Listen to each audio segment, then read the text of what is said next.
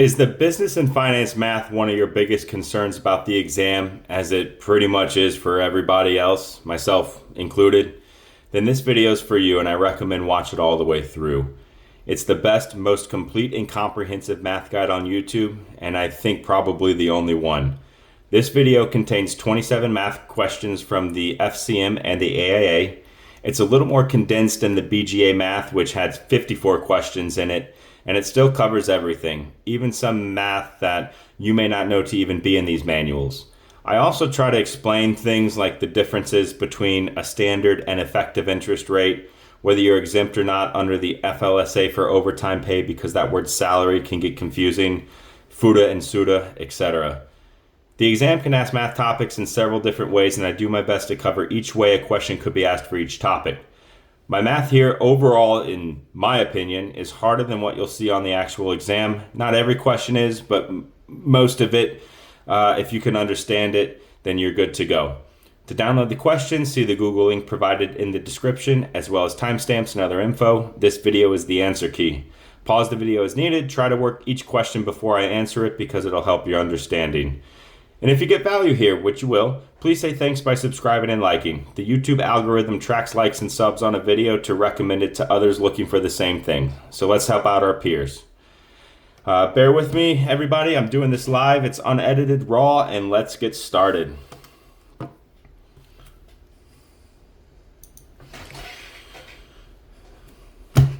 We will reference the book throughout, so please have your book ready. Pete starts a business and takes the following steps. He sets up a proper filing with the state and local authorities, opens up a business checking account, and deposits $20,000 of his personal money for startup capital, for which he receives stock.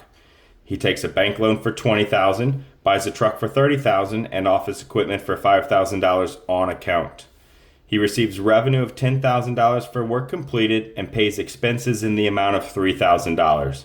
Assume zero depreciation and revenues and expenses are paid during the first month. What is the company's shareholder equity after the first month? So you may have a question like this on your exam. You're going to go to Chapter 3. And as you read through this, you'll see the examples of, Jim Brown, when he has cash in the bank, buys a truck, maintenance supplies, furniture, has accounts payable, takes a bank loan. Note, that was in our question. Bank loan is a liability, and the equity accounts. I put this on 315 because this also shows when Jim Brown receives revenue and expenses, that's a part of the equity. So let's go to the question here. $20,000 of his personal money for startup capital, that's going to be equity. He put $20,000 worth of equity into his business. A bank loan is a liability. Buying a truck and office equipment on account, that's going to be a payable. And we receive revenues of $10,000 and pay expenses of $3,000. Revenue and expenses do show up in the shareholder equity. So we have $10,000 worth of rev minus $3K in expenses. So when we do $20,000 plus $10,000, that's $30,000 minus $3,000 in expenses. We are at $27,000 worth of shareholder equity. So the answer is C.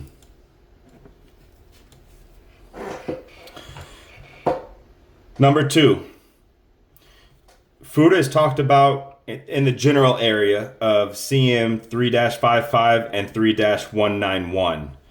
Question: if Pete's Construction hires a new employee in January and the employee earns $10,000 in the quarter ending March 31st, assuming a FUTA tax rate of 0.6%, how much does the employee owe in FUTA taxes?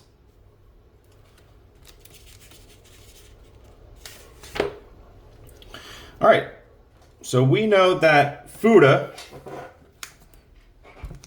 percentage rate is applied to no more than $7,000 of each employee's gross earnings per year. So based on this, the employees earns $10,000, so we have a FUTA tax rate on the full $7,000. Now we're going to multiply that.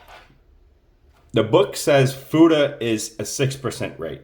However, the question is giving you not a 6% rate, 0.6. So we're going to do what the question says as 0.6%, and that's going to equal out $42.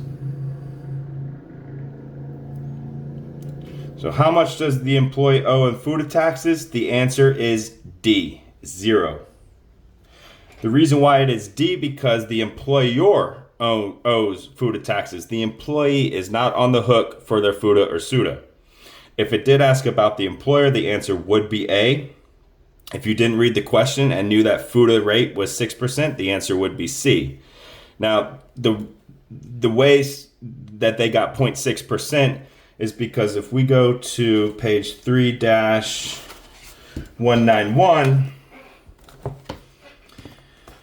I don't know how well this picks up on the video. Let's see. So we have figuring FUTA tax. The tax applies to the first $7,000 you pay to each employee as wages during the year. So, right, we tax the full $7,000.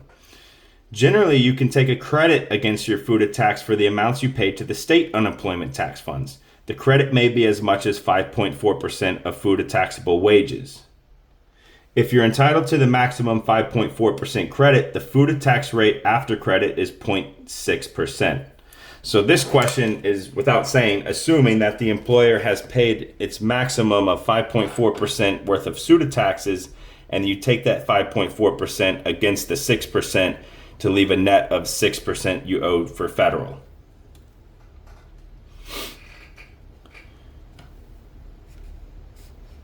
Loan terms. We have a standard interest rate, and you'll have one of these questions on your test, is the annual cost of the loan. It does not take into account other costs associated with borrowing money. So to get the standard rate of interest, you have the total interest paid divided by the amount borrowed. That's going to give you the interest rate. So if you were to pay $10,000 on $100,000, it's supposed to be a divide, $10,000 of interest into a $100,000 loan, 10 out of 100 is 10% is the interest rate you paid. Now when we get to effective interest rate, I'm going to leave this page here somewhere. The effective interest rate is different. It's the rate at which the actual return on investment and the rate of interest on a loan is calculated, considering compounding over a period. It gives the exact estimate of the amount the investors are likely to receive on their investment and what the borrowers are liable to pay as interest. So the effective rate of interest equals the total interest paid divided by the proceeds of the loan. When we get into this, like let's say you have this same example of you want to borrow $100,000, but you have 2 points discounted, you have to pay those 2 points. And 1 point is 1% of interest. And so if you have 2 points, that's of 2% of 100,000, that's $2,000. So because you had to pay the 2 points, your proceeds of the loan would only be $98,000. But if you still had to pay the $10,000 of interest in this example, then when you do 10,000 divided by 98, we're going to go into the math problems here. 10,000 divided by 98,000, 0.1020. So your effective interest rate is not 10% like it was here because you had to pay your 2 points. It's going to be 10.2%.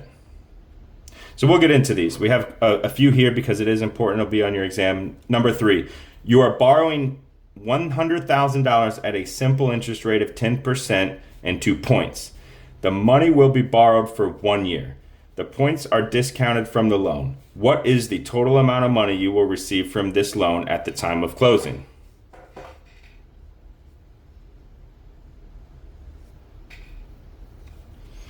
Well, it's the same as what we just went over. So you have 2 points. And so 1 point is 1% of interest. So you're going to have 2%, which is 2 points, times $100,000 equals 2,000.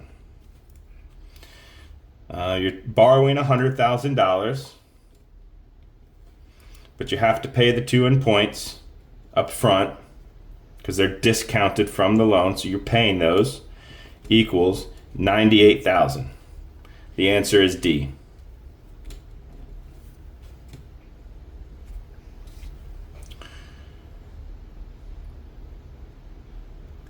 Number 4, you have opened a credit line of $100,000 at 10% interest and 2 points. In year 1, you need to do a $50,000 draw. If the points are discounted, right, discounted from the loan, you're paying those points. If the points are discounted, what is the total interest you will pay in the first year?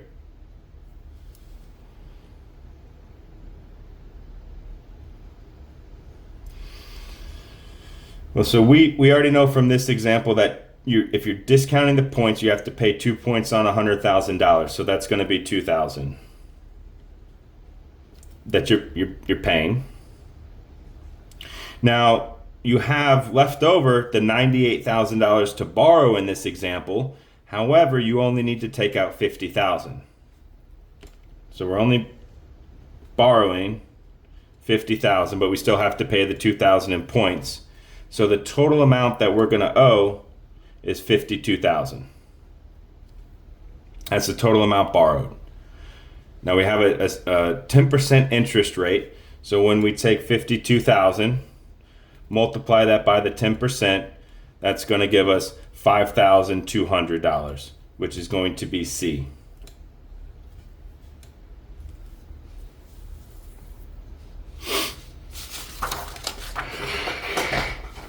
Number 5. Pete's Roofing is borrowing money with the following terms. We have a face value of the loan at $100,000. We have points discounted are 4. Interest rate is 10%. The effective rate is 10.4%. If Pete agreed to the above terms and accepted the fully funded loan for 1 year, the total amount of interest Pete would pay on this loan is...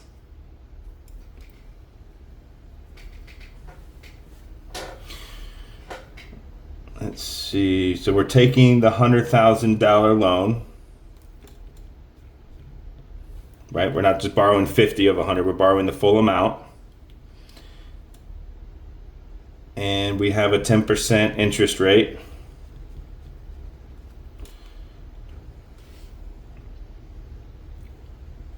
It's going to be $10,000. A.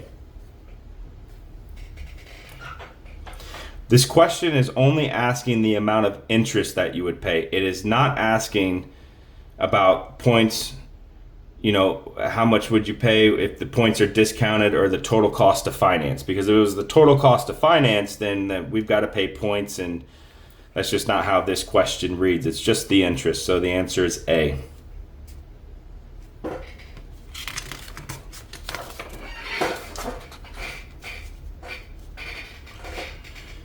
Six, Pete's Construction is looking to borrow funds for operations for a period of a year. No points are involved. The loan cost $5,400 and the total amount borrowed is $60,000. What was the interest rate on the loan? So you can work this 2 different ways. The fastest way for me to work it is you take the cost of the loan divided by the total cost, or the amount borrowed, sorry. And when you go $5,400 is what you paid on a $60,000 loan, that's 0.09. So you paid 9% of interest, which the answer is B. The other way in which you could work this is you could always work backwards. You can take the loan amount, $60,000, and multiply that by all of these options. So you could start with A and say 60,000 times 0.1011, which would be A. Well, that equals $6,066 of interest. That doesn't equal $5,400. And as you go through the list, eventually you'll say, okay, $60,000 times 0.09 for 9% will equal the $5,400. So you could work backwards there if need be.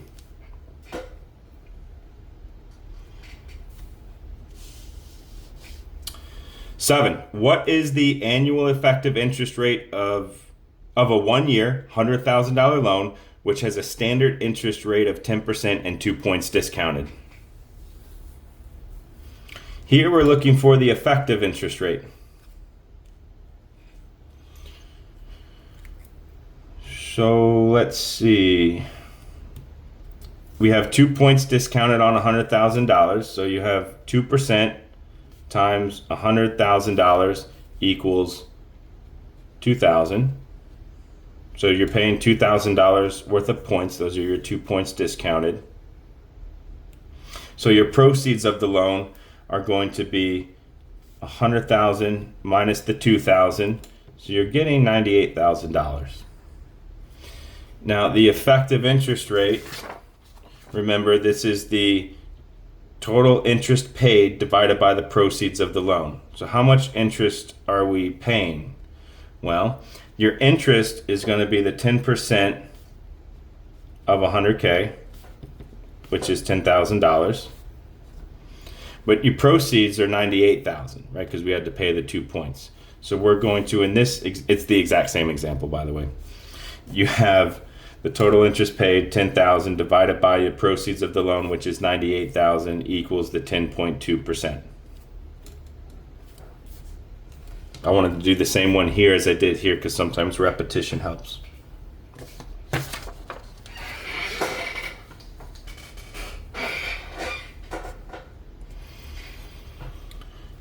Number 8, Pete's Construction needed $80,000 cash to take advantage of an early payment clause in a subcontract. The clause was in accordance with sections 1, 2, and 3 of the AIA 201 doc. To take advantage of this opportunity, Pete must borrow the money from a new credit line it just established with his personal banker. We have a $100,000 loan with 10% interest, terms for 1 year with 6 points discounted. We're making payment of one lump sum at the end of the year covering all outstanding amounts due to including points and interest. Given the above info, if Pete utilizes the loan for the purposes stated and keeps the borrowed money for the full term of the loan, what will be the total final payment of the loan?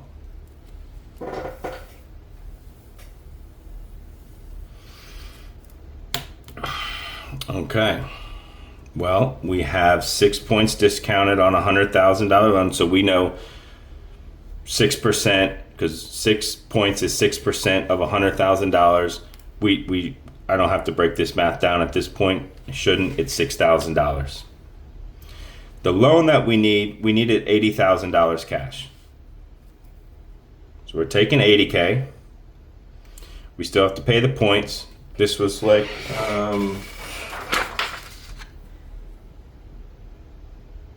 this one, right? Because we only needed $50,000, but we still have to pay the points.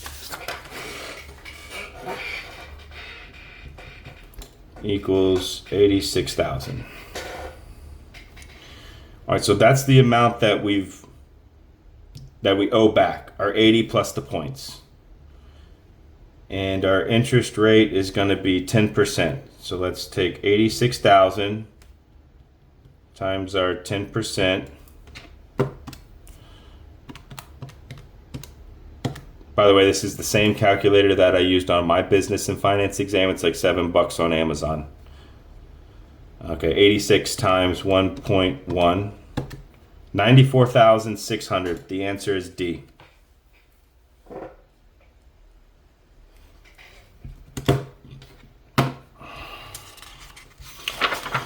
Just because it's in the book, we're going to run through these very quickly. Most of the percentage of completion were all on the BGA.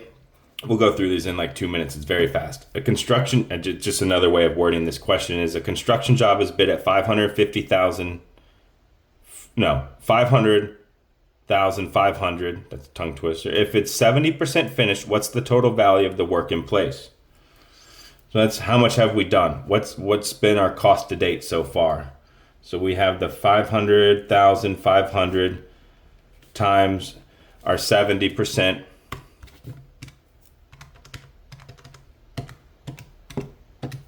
The answer is D. So we'll go through these fast. If Pete's Construction had a 35% completion rate on Pete's Construction had a 35% completion rate on a $100,000 roof. If the cost to date on the project was $25,000 and the total cost was $70,000, what's the estimated cost to complete? Well, we know that cost to date plus cost to complete equals total cost. So we have our $70,000 in total cost. Cost to date is $25,000.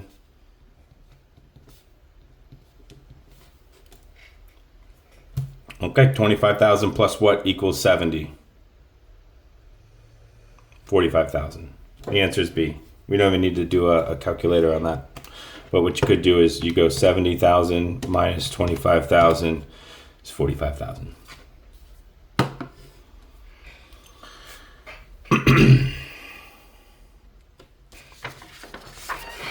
Coinsurance and insurance. You might get one of these on the test, but it's good to know how to do it anyways. The replacement cost of a building is $500,000 and the building is insured for $300,000 with an 80% coinsurance. 80% coinsurance, that's how much the insurance company mandates that you cover the cost of the building. The building suffers flood damage for $100,000. How much will the policyholder have to pay to cover the loss? Okay, so we have a building that's worth $500,000 and the insurance company wants you to carry 80% worth of that as coverage. So times 0.8, we know that's going to be $400,000. So that's what the insurance company wants you to insure the building for. However, the building is only insured for $300,000. So you are, if you divide that by what you are insured for versus what you're supposed to be per the insurance policy insured for, you have only 75% coverage, right? Because 3 divided by 4 is 75%. All right, so now you have $100,000 loss. Would you expect the insurance company to pay out all $100,000 when you only have 75% of the building covered by insurance? No. You would expect them to pay out how much you have the building insured by. So if you're only insuring 75% of the building, the insurance company is only going to pay out 75% of a claim.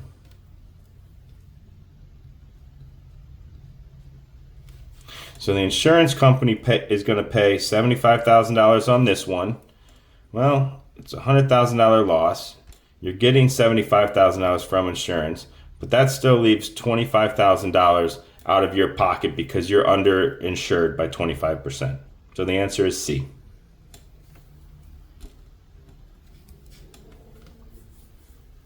I've never seen a question come up asking about a deductible ever. I don't even think it's in the book.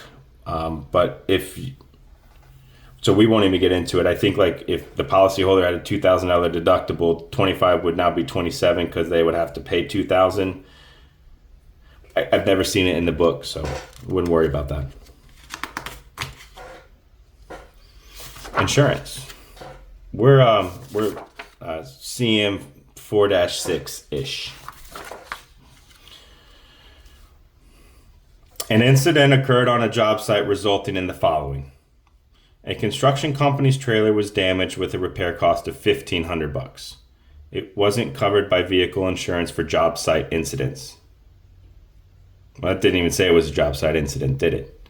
The contents of the trailer were also damaged, replacement cost of $2,000. Temporary job site structure was destroyed, replacement cost for materials was $2,500 and labor cost $4,000. Markup 20% overhead. The insurance company approved the estimate. The construction company has a $100 deductible on its policy and has typical coverage as described in construction contracting. How much should the construction company receive from the insurance company for the loss described above?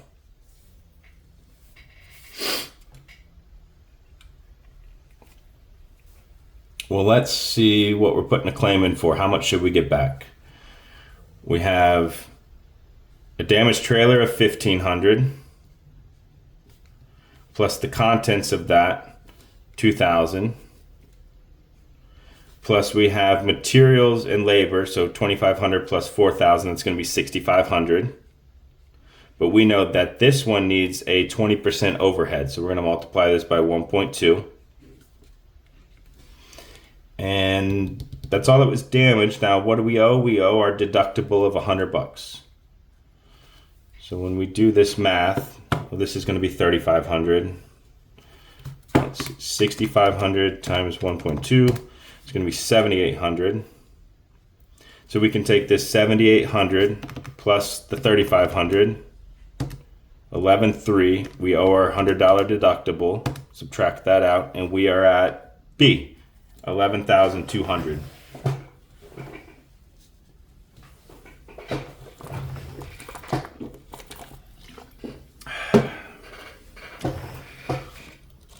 Net quick, 4-17.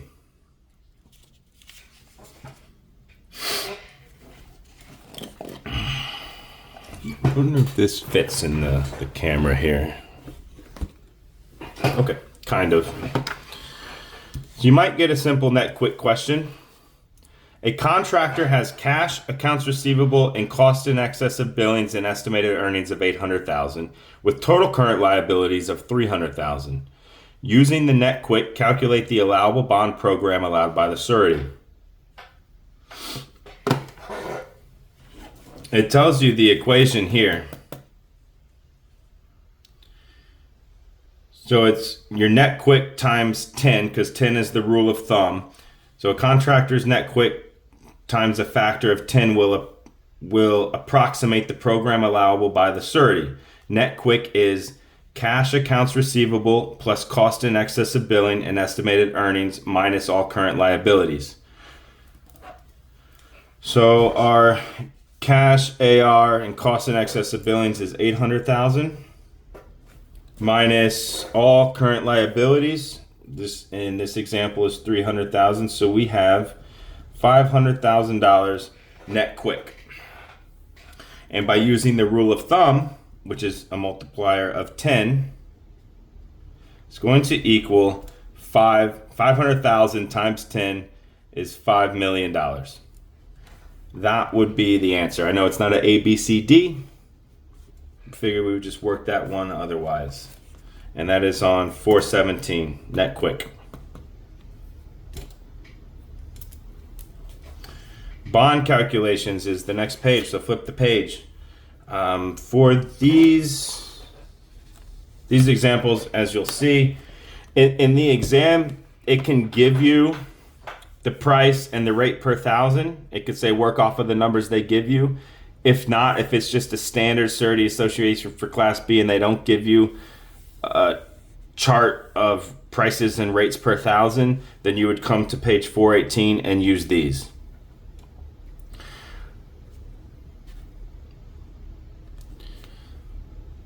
Point out a couple things here before we do these that's very important for you to read the question.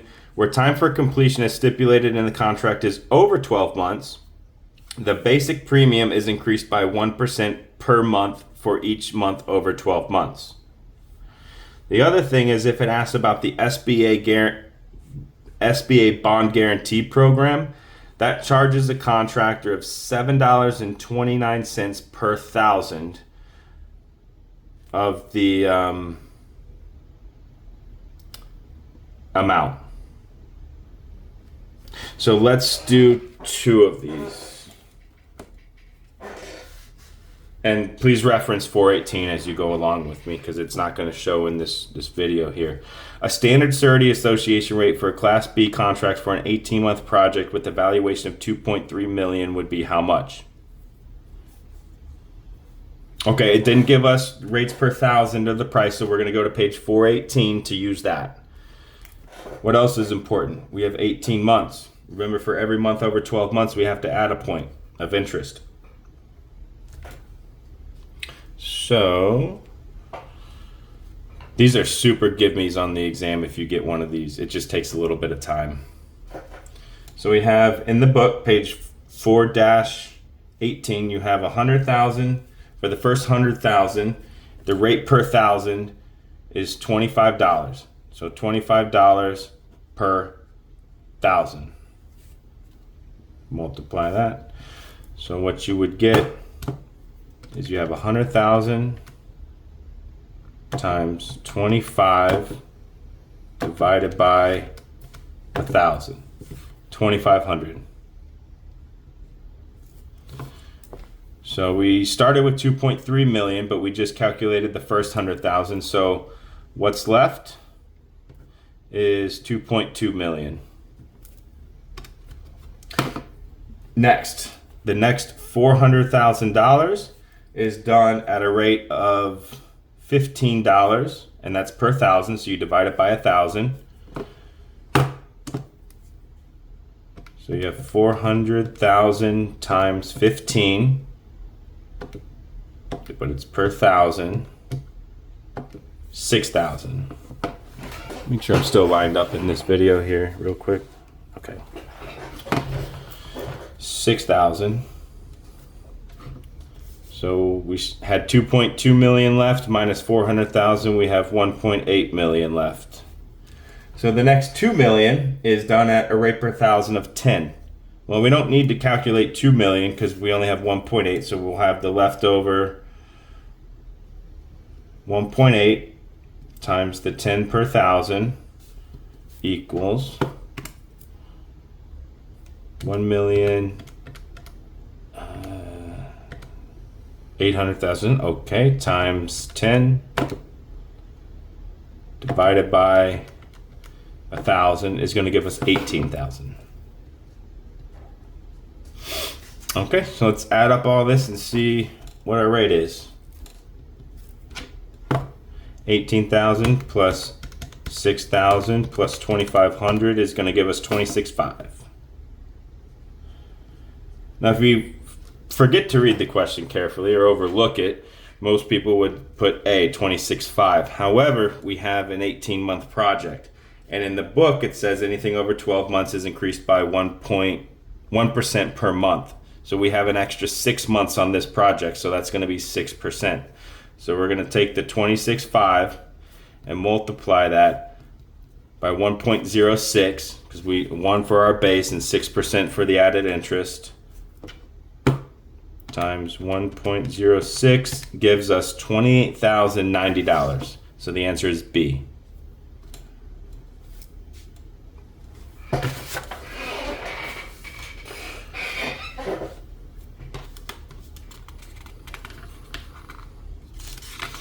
Now let's build on that. So using this same information, calculate the total cost of the bond having used the SBA bond guarantee program.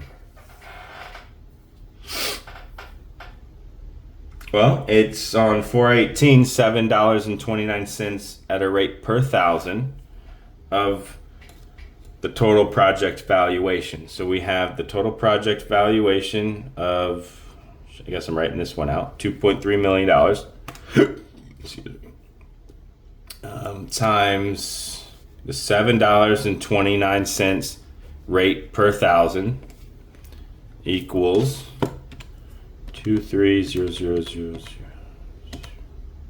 times 7.29 divided by 1,000.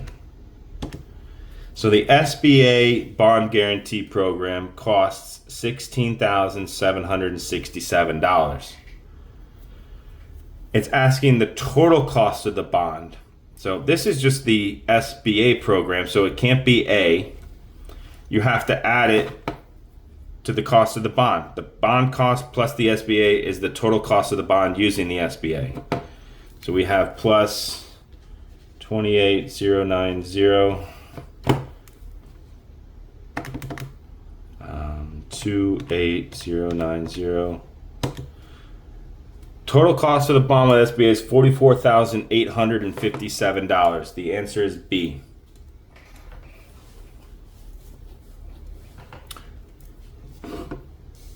And we'll just do one more and then we'll get into some labor calculations.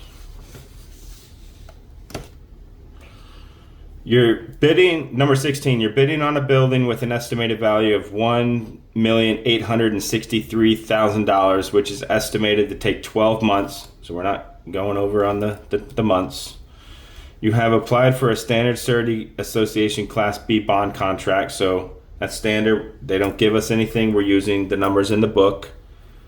And have used the SBA bond guarantee program. That's this. Assume no dollar contract limitations. According to the Contractors Manual, what's the total cost of the bond? All right, so we know our first $100,000 times 25 rate per thousand equals, what was that? 2,500, and then we know the next 400,000 is 600,000 or 6,000. So we could do that pretty quickly. 2,500, that's 100,000 times 25 divided by 1,000 gives us that. That means what we have left is going to be 1.763 million. Then we have our 400,000 times, this is 15 at a rate per 1,000 equals the 6,000. 1.7 mil minus 400,000, 1.363 mil left. The next 2 million is done at a rate per 10, so we're going to have 1,363,000 times 10 at a rate per 1,000.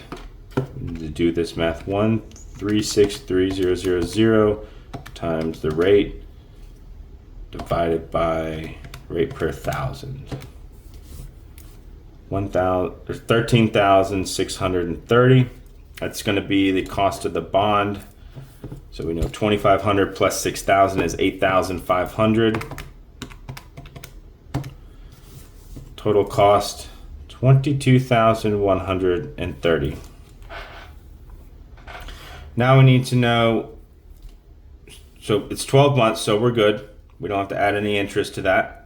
SBA bond program is going to be the 1,863,000, right? The value of the work multiplied by $7.29 at a rate per 1,000.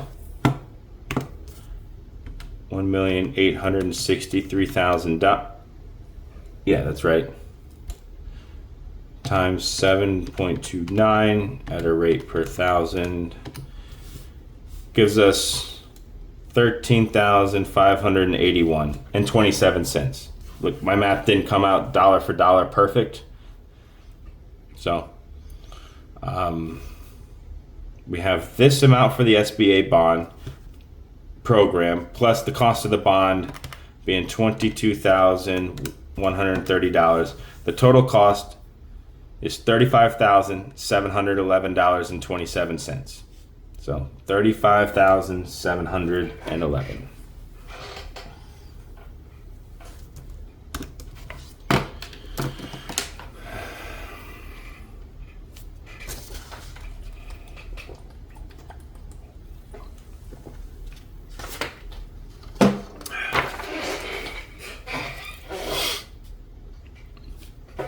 All right, there's two ways to solve this one. Let's see how we do. Labor calculations is 520-ish.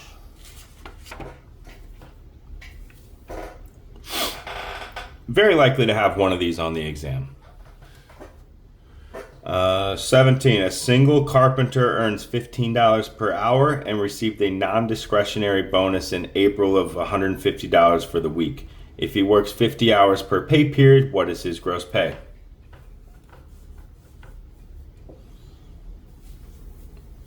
Oh, and it's non-discretionary bonus. You have to include it in the hourly rate. So let's see. We have, he gets 15 bucks an hour. Butchered that. Multiply that by the 50 hours they worked that pay period. Plus, which is for a week, I guess, plus the $150 discretionary bonus. So we have 50 hours that week times 15 bucks an hour plus a $150 bonus, $900.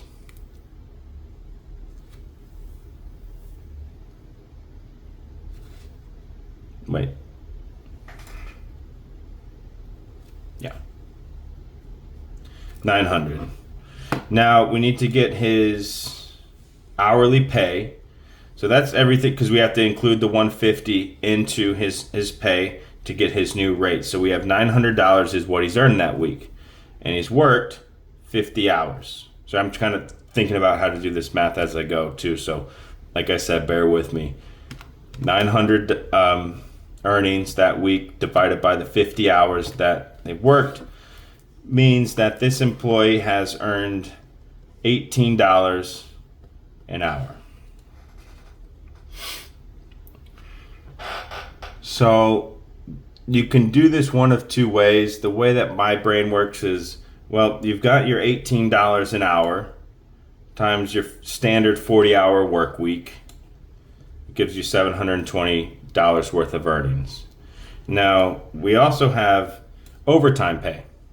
right? Because this is not a supervisor, a manager that's on salary making decisions for a company. They're just an hourly employee.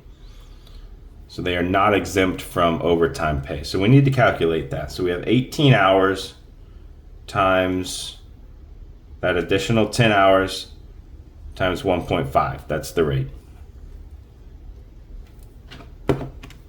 18 times 10 times 1.5 equals $270. So when you add up the overtime pay plus his regular time pay, you are at B, $990. Now you could also do 18 times 50 instead of 40, and that'll give you the 900, right? Just backwards.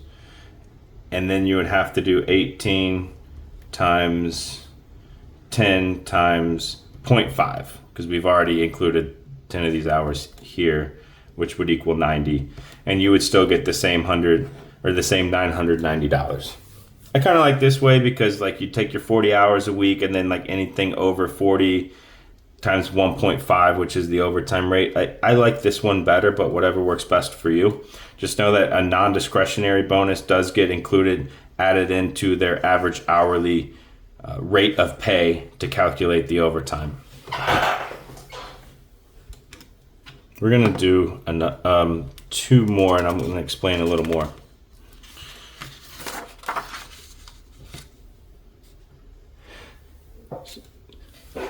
So here, there's a trick on this one that you may get on the exam. A gutter installer was hired to install 2,000 linear feet of gutters on a piecework basis. Excuse me. He was paid $12.25 per 100 feet. He worked Monday through Friday, 7 a.m. to 6 p.m. with a 1-hour lunch break. The contractor agreed to pay him as part of the contract an extra $45 if the work was completed in a week. What was his total compensation for the week? Select the closest amount.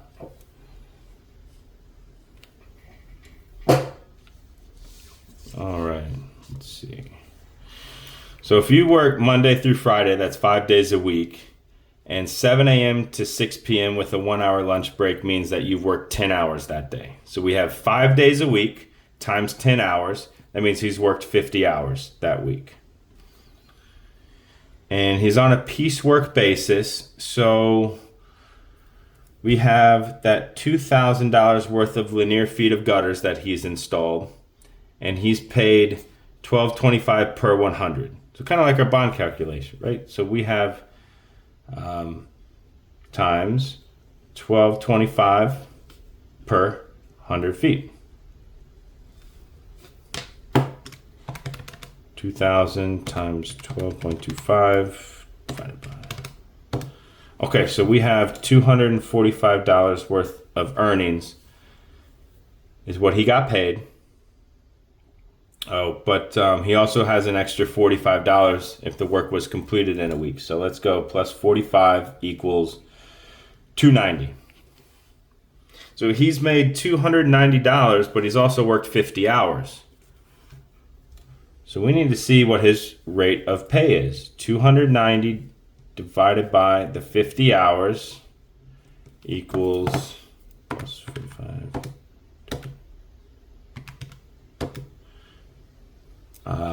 5.8. So he'd have $5.80 hourly wage.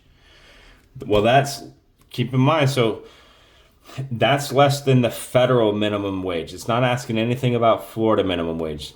This book's going to probably just be federal if you ever did get one of these questions. And $7.25 is the federal rate. So we need to calculate, like what we did in the previous example. We know that the guy's pay has to get bumped to $7.25 an hour, and he's worked 50 hours. Well, this guy's not a manager, a supervisor, not making financial decisions for the company, and not on salary. So he is not exempt from overtime pay. So here we go again. We have the 40 hours, 40 hours times 725 an hour. 7.25 times 40. Okay, so he's made regular time of 290. But we also have 10 hours of overtime. And we know that overtime pay is at time and a half, so that's 1.25. So we have 10 times 725 an hour times his overtime pay of 1.5 equals 108.75. We're going to add these two together. Equals, you guys get it, $398.75. So we're going to select the closest answer, just round to the nearest dollar, and the answer is C.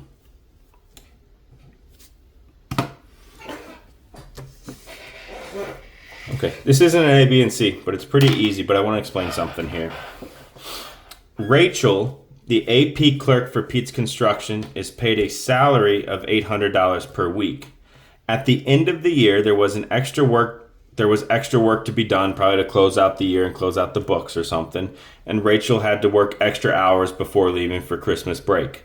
According to the Fair Labor Standards Act, if Rachel worked 50 hours that week and was given a Christmas bonus of $250 for the week, what would Rachel's regular rate of pay be? And what's her overtime rate for that week?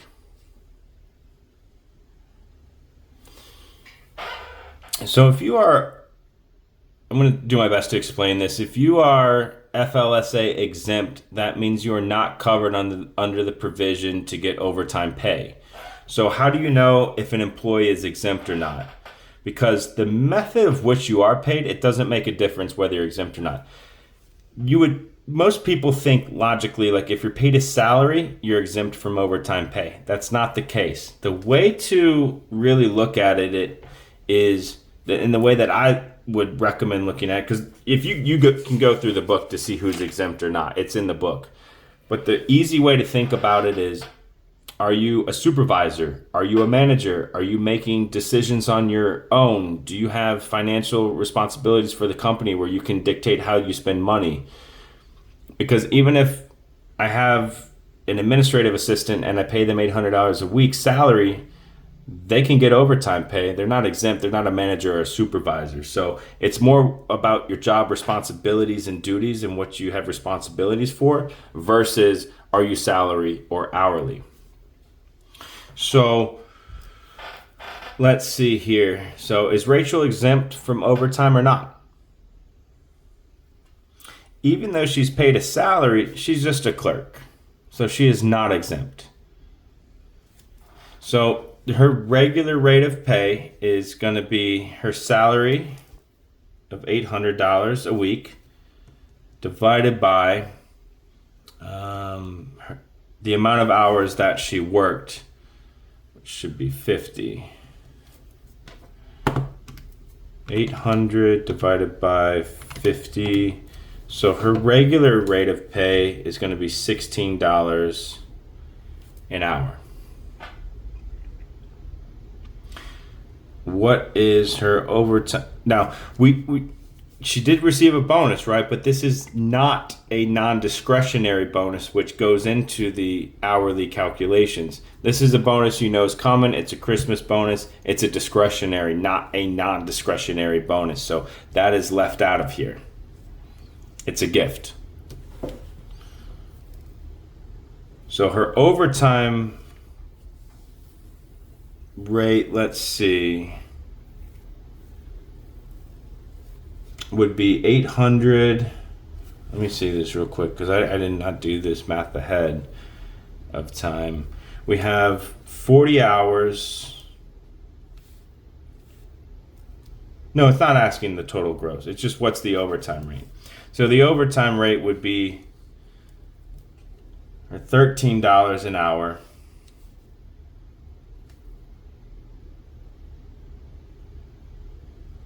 No, 16. I'm sorry.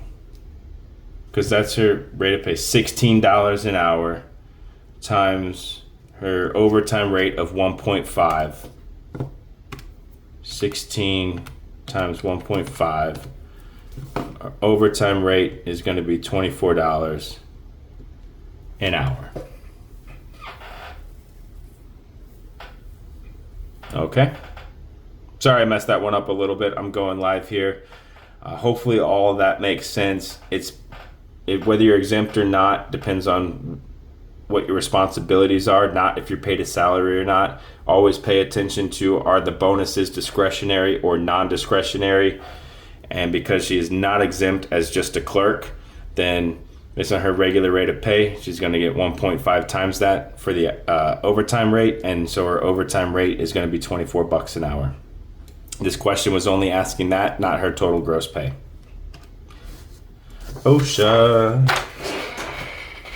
All right. OSHA 7-33. Never had any math on this one, so just note the page, because a lot of people are very like lien law heavy or OSHA heavy. I had a lot of questions on both in my exam.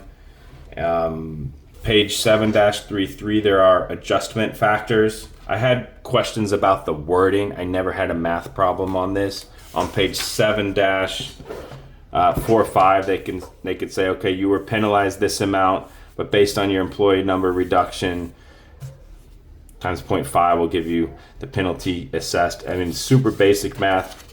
Wouldn't expect it. I would expect more about the wording of this based on how many employees you have or how many workers you have, what could be your adjustment factor. I mean, when I do the highlighting guide, I'll cover this in chapter 7. We're just here for the math today. Let's open up your book to CM 7-53. There's two things I want to point out here. First one is going to be question number 20, which is calculate the safe working load for hoisting materials onto a roof using a rope rated at 2,500 pounds. Okay, so what are we hoisting? Materials. That is not humans. So when you go into I always make sure that like the camera lines up with what I'm doing. So our safe working load is going to equal the breaking strength divided by the factor of safety.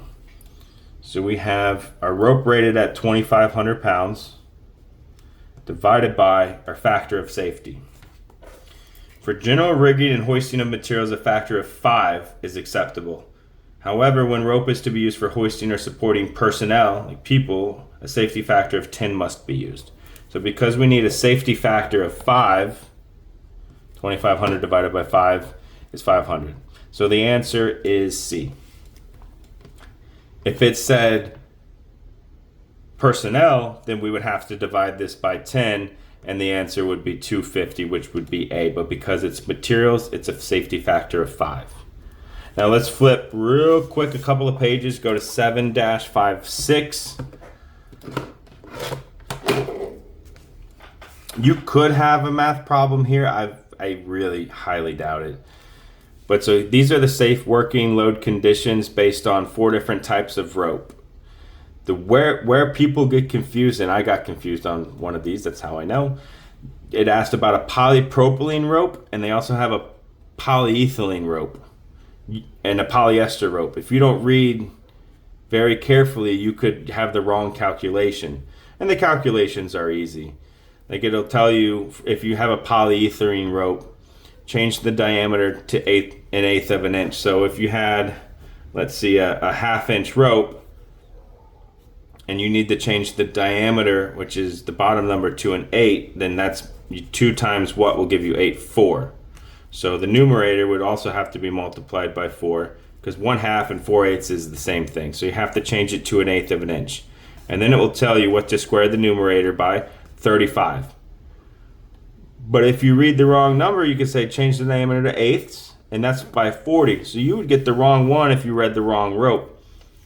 So the numerator, you have to square the numerator. So numerator is the top number. So you'd go 4 times 4 equals 16 times 35. And whatever number that gives you, that would be your safe working load. So you could get a question here, probably not, but I just want to point that out so you don't forget about it.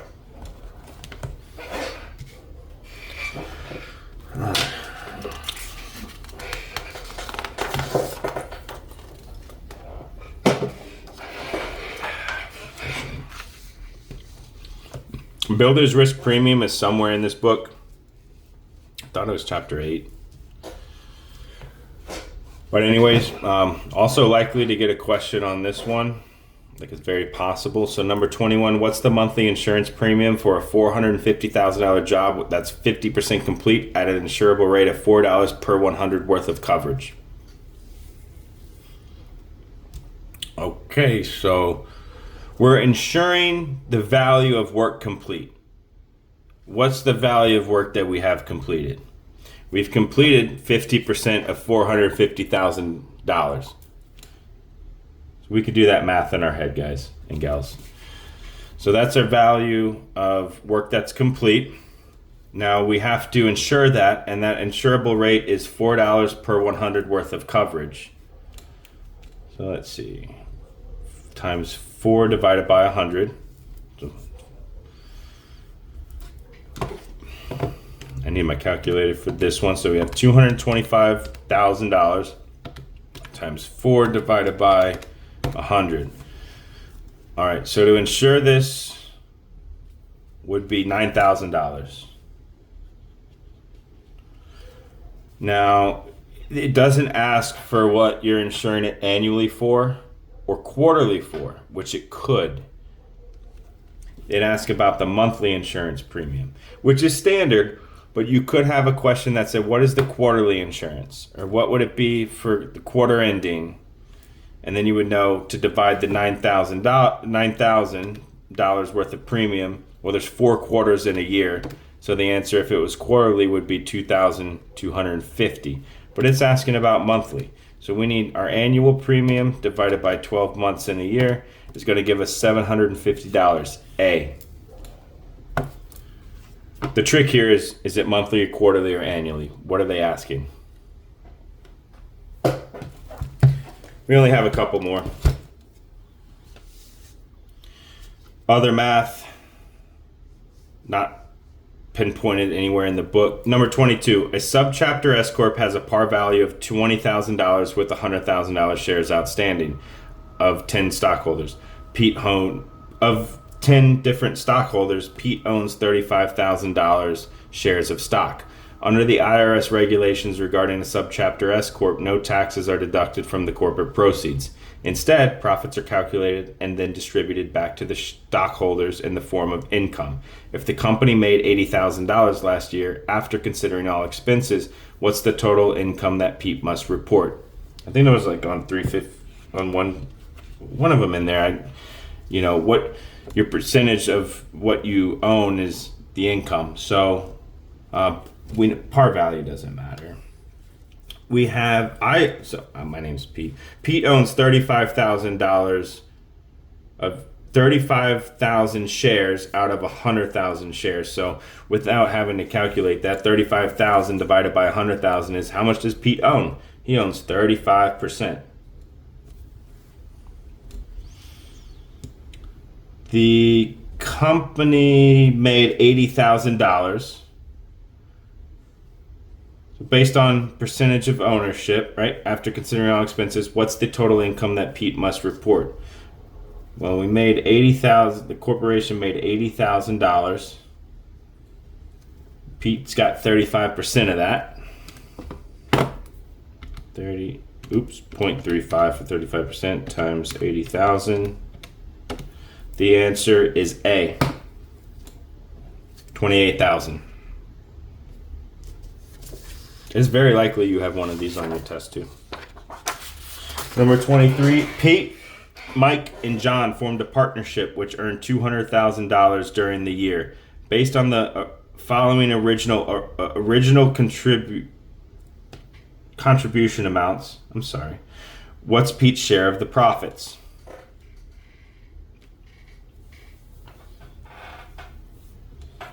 Okay, well, we need to know the percentage that Pete owns. So Pete put in $40,000 divided by the total will give us his percentage. So 40,000 plus 35,000 plus 45,000. 40 plus 35 plus 45 gives us 120,000. Well, 40 into 120, we already know that's 1/3, right? Because 40, 80, 120. So we have 33.33%. Not we, Pete does. My name is Pete, so, or Peter, so that's why. And we made $200,000. So we have a third of the company valued at $200,000 worth of earnings that year. If we have $200,000 we earned, and Pete owns a third of that, times 0.3333 equals $66,660. C. That's Pete's share of the profits. 1/3 of what they earned.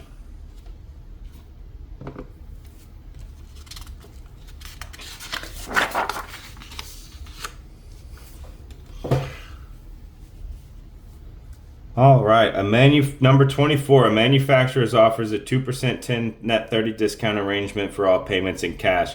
If Pete's Construction gets a discount of $674 within 10 days of initial material purchases from them, what would the actual invoice be?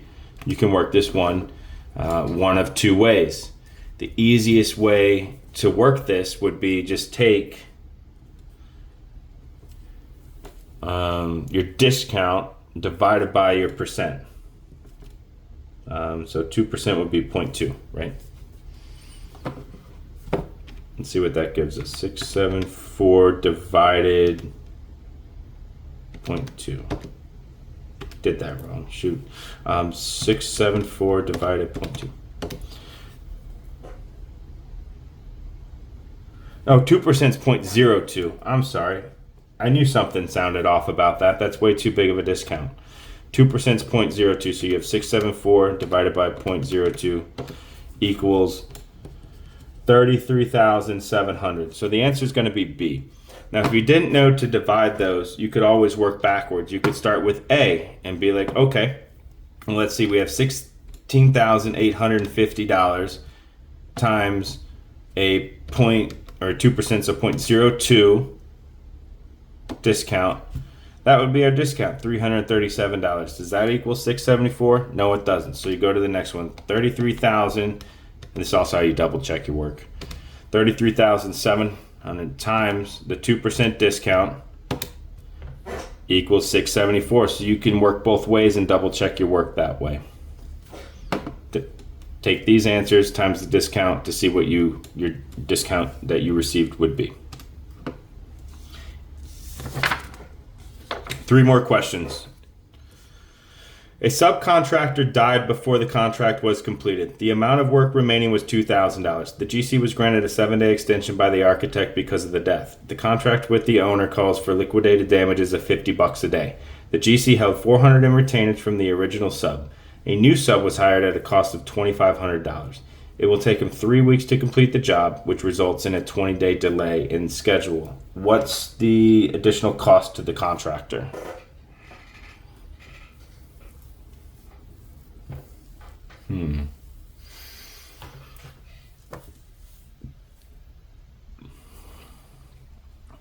Let's see. So a dude died, and we've got a 7-day extension. But we have a 20-day. We have a 20-day delay. So 20 days is delayed, but we're granted 7 days by the architect. So we're really going to run 13 days over for liquidated damages because the contract with the owner calls for liquidated damages of $50 a day. So we're 13 days over. The delay minus the granted extension times the 50. $650 that's going to cost. All right, so now we have to deal with the sub. So we have a new sub was hired at a cost of $2,500, but we already paid $2,000 to the previous sub, and we had held $400 in retainage from the original sub. So we're left with having to come out $100. So when we add up the liquidated damages of $650 plus what it costs more to hire the next person, it's going to be $750. The answer is D. Unlikely you'll get one of those on the exam. I haven't seen it, but I have seen it pop up, just not on my real exam. Last two AIA questions, pretty simple here. 26. Pete's Construction was remodeling a warehouse in which an unknown condition was discovered during the work. The company calculates the additional work necessary to remedy the condition. To remedy this condition, we need $1,000 more in labor, $1,000 more in material. We've got to rent a small tool to get the work done, and that cost us $200. Our overhead we charge is 10%. According to the AIA, what's the total allowable amount for the change order? Well, we got to charge our labor on a change order. Labor plus materials of another $1,000 equals $2,000 for labor and materials. We also have overhead of 10%. So 10% of 2,000 is going to be 200. So we have 20. We're up to 2,200 now, and that's the answer.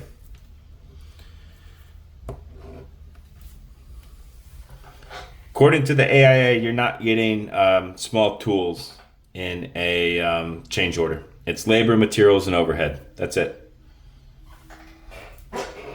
Last one, 27.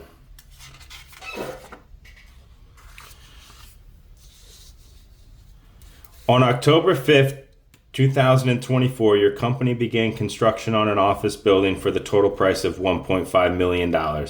The AIA 201 document signed required a retainage amount of 5% to be deducted from each draw and released when the architect certified substantial completion, right? Because retainage is held to completion. On December 4th, you submitted your first payment requisition showing that the total completed and stored date from the job was $250,000, $50 in material stored. On February 4th, you submitted your second payment request, which showed a total completed to date of $600,000, including $70,000 in materials stored. What is the total amount you are scheduled to receive from the February 4th requisition? So it's not asking December 4th, it's asking what should we receive on February 4th?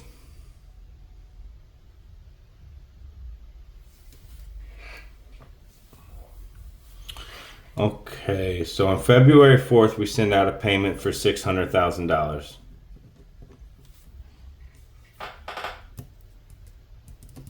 And on December 4th, we sent out a payment for $250,000. Well, you sent out a payment for $250,000 in December. That's already been paid. Because a total completed to date of $600,000, but you've already got $250,000, so you're sending out a requisition for $350,000. Now, we have retainage in the amount of 5%.